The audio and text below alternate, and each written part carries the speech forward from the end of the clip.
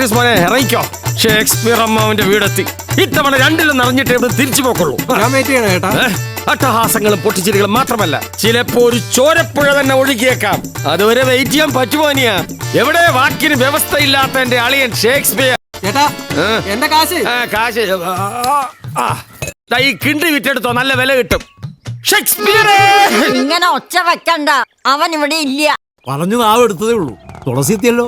വെറും തുളസിയല്ല, കാഥികൻ തൂത്തുക്കുടി തുളസിദാസ്. തൂത്തുക്കുടിയിലെ മണലാരണ്യങ്ങളെ പോലും പ്രകമ്പനം കൊള്ളിച്ച് കലാഭവൻ മണിപ്പട്ടം, കലൈമാ മണിപ്പട്ടം നേടി വംഗദേശം മുഴുവൻ പുകൾപെറ്റ വങ്കൻ. അതായത് കണ്ട പാണ്ഡികളുടെ കൈയ്യടി നേടി പേരെടുത്തവനാണ് ഈ തൂത്തുക്കുടി. കേരളത്തിൽ കഥാപ്രസംഗമേ നശിച്ചിട്ടുള്ളൂ. പക്ഷേ ഈ തൂത്തുക്കുടി തുളസിദാസിലെ കലാകാരന് ഒരു ഇടിവും സംഭവിച്ചിട്ടില്ല.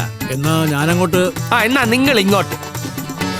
പുന്നാരപുത്രൻ എവിടെയാണെന്ന് കണ്ടുപിടിക്കാൻ കണിയാരെ കൊണ്ട് കവടി നിരത്തി നോക്കുന്ന ഫാമിലി, ബെസ്റ്റ് ഫാമിലി. ഷേക്സ്പിയർ അളിയൻ നാട്ടുകാരുടെ ജീവിതം പഠിക്കാൻ നടക്കുകയല്ലേ. ജീവിതം അന്വേഷിച്ച് വെറുതെ എന്തിന് നാട് തണ്ടണം? ഇവിടെ തന്നെ ഉണ്ടല്ലോ ജീവിതം. കാസരോഗിയായ അച്ഛൻ, ഒരിക്കലും നന്നാകാത്ത മകന്റെ നല്ല കാലം കാണാൻ നോമ്പ് തോറ്റിരിക്കുന്ന അമ്മ, സി അടഞ്ഞു തീരാറായ മുത്തശ്ശി, ജീവിതത്തിന്റെ ഉത്തരം മുട്ടി ചോദ്യചിഹ്നം പോലെ വളഞ്ഞു നിൽക്കുന്ന അനിയത്തി, ഒന്നാംകളം മുതൽ ഡിസൈൻ നോക്കാനെന്ന് പറഞ്ഞ് ഊരിക്കൊണ്ടുപോയ വളകൾ തിരിച്ചു തരാത്തതിന്റെ പേരിൽ അനധിവിദൂര ഭാവിയിൽ ചെയ്യപ്പെടാൻ പോകുന്ന ചേച്ചി. ഇതെല്ലാം കൂടിയാവുമ്പോൾ ജീവിതം ഇവിടെ പൂർണ്ണമാകും. നീ എന്താ ഇങ്ങനെ അന്യരെ പോലെ സംസാരിക്കുന്നത്? അകത്തേക്ക് വാ. കൃഷ്ണവേണി, ഏട്ടന് ചായ കൊടുക്ക. അമ്മായിയമ്മേരെ ചായ സൽക്കാരം സ്വീകരിക്കാനല്ല ഞാൻ വന്നത്. 2.5 പവന്റെ 3 വളകളാ പുന്നാര മോൻ വന്ന് പുഷ്പം പോലെ അടിച്ചോണ്ട് പോയത്. വെറുതെ എന്തിനാ തുളസി ഇല്ലാത്ത പറയണേ? ആ വളകൾ 1.5 പവനേ ഉള്ളൂ. 1.5 പവൻ പോലും നുള്ളിപ്പറിക്ക് ആ കൂടെ തന്നത് 25 തോലി. കഥാപ്രസംഗ ലോകത്തൊരു വെള്ളി നക്ഷത്രം കണക്ക് ഈ കാഥികൻ തൂത്തുക്കുടി തുളസിദാസ് ജ്വലിച്ച് നിൽക്കുമ്പോഴാ 1000 ആരാധികമാരെ നിരാശരാക്കിക്കൊണ്ട് ഈ മുടക്കാച്ചരക്കൻ എന്റെ പെടലിക്ക് കെട്ടിവെച്ചത്. ഈ ഉമ്മർത്ത് വന്ന് നീ ദുഷ്ടത്തരം പറയരുത്. പവി വാങ്ങിച്ചിട്ടുണ്ടെങ്കിൽ അവൻ അത് തിരിച്ചു തരികയും ചെയ്യും. എവിടെ നിന്ന് എടുത്തിട്ട് തരാനാ? ഈ ജന്മത്തിനളിയ മേലാണെങ്കിൽ പണിയെടുക്കത്തില്ലോ. കടാമംഗല സാധാരണ വീട്ടിൽ കൊണ്ടാക്കി. അവൻ അവിടെ നീങ്ങി പോന്നു. സാംബശിവേട്ടന്റെ വീട്ടിൽ കൊണ്ടാക്കി. എന്നിട്ട് കഥാപ്രസംഗം പഠിച്ചോ? ഇല്ലല്ലോ.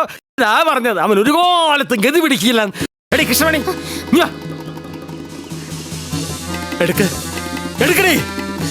എന്റെ ഹാർമോണിയത്തിന്റെ മേൽ ചായ വെച്ചാലുണ്ടല്ലോ, അത് താങ്ങാനുള്ള ശേഷി എനിക്കില്ല. എന്റെ കഥാപ്രസംഗ വേദിയിലെ കടുത്ത പ്രതിസന്ധി ഘട്ടങ്ങളിൽ എന്നെ രക്ഷിച്ചത് ഈ ഹാർമോണിയമാണ്. പരമശിവൻ കഴുത്തിലിരുന്ന് പാമ്പ് കേട്ടത് ഗരുഡ സൗഖ്യമാ. യാരും ഇരിക്കും ഇടത്ത് ഇരുന്നു കൊണ്ടാൽ എല്ലാം സൗഖ്യം.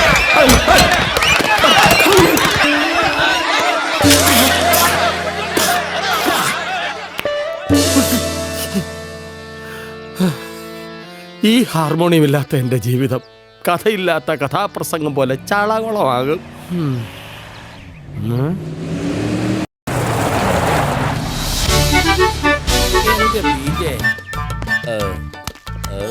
ഭാരതി തിയേറ്റേഴ്സ് ഈ വർഷത്തെ നാടകം രതി നിർവേദമാണോ? അല്ല, ഒരു കാഥികന്റെ അന്ത്യം. വെറുതെ എന്റെ വായിലിരിക്കുന്നത് കേൾക്കണ്ട. ഒരു സീനിയർ നടനോടാ തന്റെ കളി. പവിത്രനെ വിളിക്കൂ. അങ്ങനെ കൽപ്പിക്കാൻ. പവിത്ര, എടാ പവിത്ര. ഈ ജഡായിന്റെ ശല്യം കൊണ്ട് അവൻ ഒളിച്ചിരുന്ന് എഴുതുകയായിരിക്കും. എടാ പവി, ആ എഴുതി കൂട്ടി കൊണ്ടുവാ ആ അക്ഷരശകലങ്ങളൊക്കെ. എന്തിനാ പവിത്രൻ എല്ലാരും കൂടി എന്റെ കുട്ടിയെ കൊലക്ക് കൊടുക്കാനാ? നാടകത്തിന്റെ പേരും പറഞ്ഞ് ആരും പഠിച്ച ഔട്ടിയേക്കരുത്. ചൂലെടുത്ത് ആട്ടത്തിന് പൊയ്ക്കോ എല്ലാരും. അല്ല പെങ്ങളെ, ഞാൻ ഈ ഏത് പീജെ ഇറങ്ങണോ പുറത്ത്? എവിടെയാ കോവാലൻ? എന്റെ മോനെ കൊണ്ടുപോയി നശിപ്പിച്ച സാമദ്രോഹി എന്റെ കൺമുന്നിൽ ഞാൻ വന്നുപെട്ട ആ കാല് ഞാൻ തല്ലി ഓടിക്കും. ഒരു സംഘർഷം ഒഴിവാക്കുന്നതാണ് കാര്യം പറഞ്ഞപ്പോൾ തള്ള ചൂടായത്. നിക്കോ, കവിയെ കണ്ടുകിട്ടുകയാണെങ്കിൽ അവനെ കാത്ത് അവന്റെ അളിയൻ തൂത്തുക്കുടി ഇവിടെ നിൽക്കുകയാണെന്ന് പറയാം. തൂത്തുക്കുടി ഒന്ന് പോടാ അവിടുന്ന്. ഇന്ന് കഥാപ്രസംഗമില്ലേ? ഇന്നില്ല, നാളെ ഡബിള. ഒന്ന് കൊല്ലം, മറ്റേത് കാസർഗോഡ്.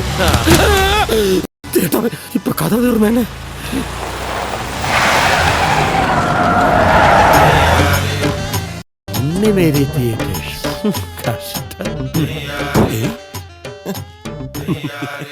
ഷേക്സ്പിയർ പവിത്രൻ സാറിന്റെ വീട് തന്നെയല്ലേ?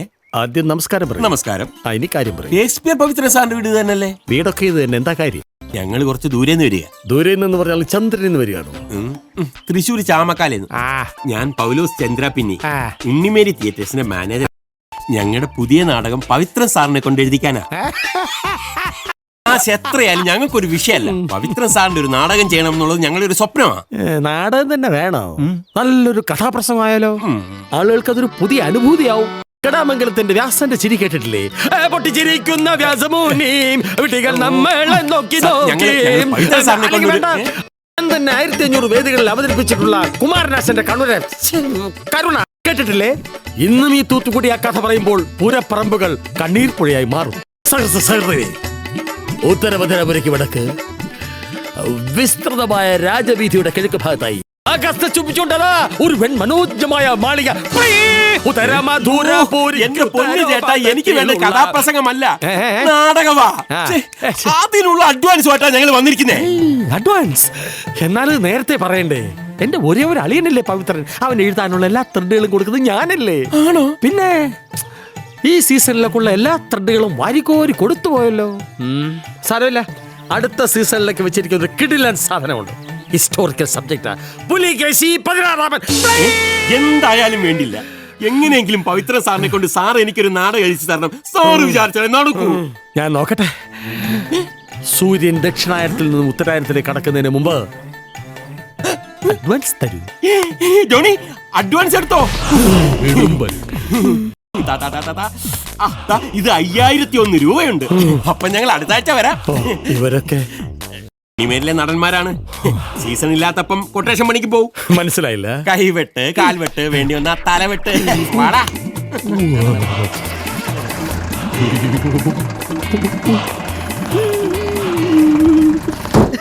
ബാസേട്ടന്റെ കൊമ്പ് കൊള്ളില്ലെങ്കിലും വാലത്രക്ക് പോരാ. വെറുതെ അല്ലേ ഈ നാട് നന്നാവാത്തത്? ഏതായാലും കഥാപാത്രത്തിന് ഒരു പൂർണ്ണത വന്നു. ഈ പുട്ട എന്ന് പറയുന്നത് ജീവിതത്തിന്റെ ഒരു പ്രതീകമാണ്. ഈ പീര ജീവിതത്തിൽ ഇടയ്ക്കിടെ കടന്നു വരാറുള്ള സന്തോഷവും ഇത് സങ്കടവും സങ്കടങ്ങളുടെ സമാഹാരമായ ജീവിതത്തിന്റെ പരിച്ഛേദമാണ് പുട്ട്. സന്തോഷം മൊത്തം നീർത്തോ, സങ്കടം ഞാൻ അങ്ങ് സഹിച്ചു. അല്ല ഞാൻ ഇന്ന് പവിത്രനെ കണ്ടു കിട്ടിയില്ലാന്നുണ്ടെങ്കിൽ ഈ തീറ്റും കൂടി ഇന്നത്തോടെ തീരുവേ. ഞാൻ ക്യാമ്പ് പിരിച്ചുവിടാൻ പോവാ. വല്ല അമ്മി കൊത്താനോ കല്ല് വെട്ടാനോ എന്നാന്ന് വെച്ചാൽ എല്ലാരും നോക്കിക്കോ. ഏത് പാതാളത്തിൽ ചെന്ന് അന്വേഷിക്കും അവനെ. ഈശ്വര, പാതാളത്തിലല്ലടാ, പത്രത്തിലുണ്ട്. ജനശക്തി നാടക അവാർഡ് വിതരണം നാളെ കോട്ടയം ടൗൺ ഹാളിൽ. മികച്ച രചയിതാവ് ഷേക്സ്പിയർ പവിത്രൻ. മികച്ച രചയിതാവിന് 5001 രൂപയും പ്രശസ്തി പത്രവും. കാണിച്ചേ.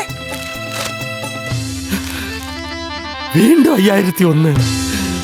മലയാള നാടകവേദി രചനാ ദാരിദ്ര്യത്തിന്റെ വരണ്ട ഭൂമികയിലൂടെ കടന്നു പോകുന്ന ഒരു കാലഘട്ടമാണിത്. Thoppil Bhasi, NN Pillai, KT Muhammad, CJ, CN, PJ Antony തുടങ്ങിയ നിരവധി മഹാപ്രതിഭകൾ പൂത്തുനിന്ന ഒരു വസന്തകാലം ഉണ്ടായിരുന്നു മലയാള നാടകവേദിക്ക്. 1000 പ്രകടന ജാഥകളേക്കാൾ ശക്തമാണ് ഒരു നാടകം. കമ്മ്യൂണിസത്തിന്റെയും സോഷ്യലിസത്തിന്റെയും പുത്തൻ പ്രതീക്ഷകൾ സാമാന്യ ജനവിഭാഗങ്ങളിലേക്ക് എത്തിച്ചു കൊടുത്തത് തോപ്പിൽ ഭാസിയുടെ നിങ്ങൾ എന്നെ കമ്മ്യൂണിസ്റ്റാക്കി എന്ന നാടകം. ജീവിതത്തിന്റെ ഉലയിൽ ഉരുകിത്തിളച്ച് പവിത്രമാകുന്ന മനസ്സുകളിൽ നിന്നാണ് മികച്ച നാടകമുണ്ടാവുക, മികച്ച കലയുണ്ടാവുക.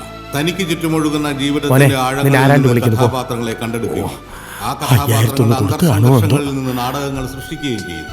നമ്മുടെ പുതിയ നാടകകൃത്ത് ശ്രീ പവിത്രനെയും അദ്ദേഹത്തോടൊപ്പം ഈ പുരസ്കാരങ്ങൾക്ക് അർഹരായ എല്ലാവരെയും അനുമോദിക്കാൻ ഞാൻ ഈ അവസരം വിനിയോഗിക്കുക.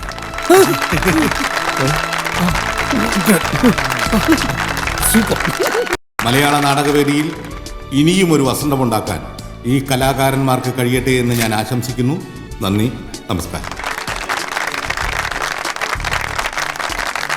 ഇനി അവാർഡ് ദാനമാണ്. മികച്ച നാടകരചന ശ്രീ പവിത്രൻ.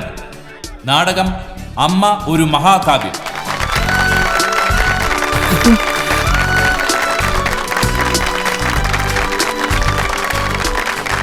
പുരസ്കാരം സ്വീകരിക്കുന്നതിനായി ശ്രീ പവിത്രനെ ക്ഷണിച്ചുകൊള്ളുന്നു.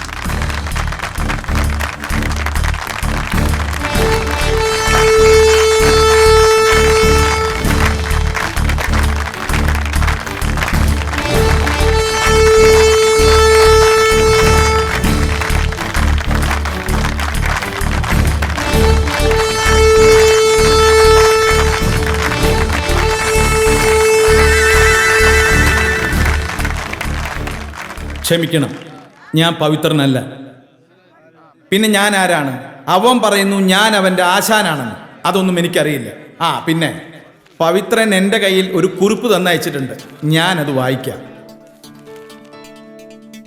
എൻ്റെ നാടകങ്ങളെ ഹൃദയം നിറഞ്ഞ് സ്നേഹിച്ചിട്ടുള്ള നന്മ നിറഞ്ഞവരെ, ഇന്നിവിടെ എത്താൻ കഴിയാത്തതിൽ ഞാൻ നിങ്ങളോട് ക്ഷമ ചോദിക്കുന്നു. എൻ്റെ പ്രിയപ്പെട്ട അളിയൻ തൂത്തുക്കുടി തുളസീദാസ് ഇവിടെ എത്തിയിട്ടുണ്ടാവുമെന്ന് എനിക്കറിയാം.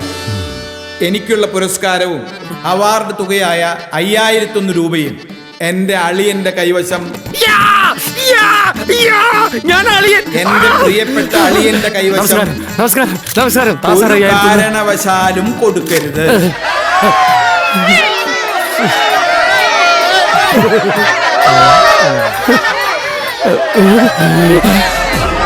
Advance quotation party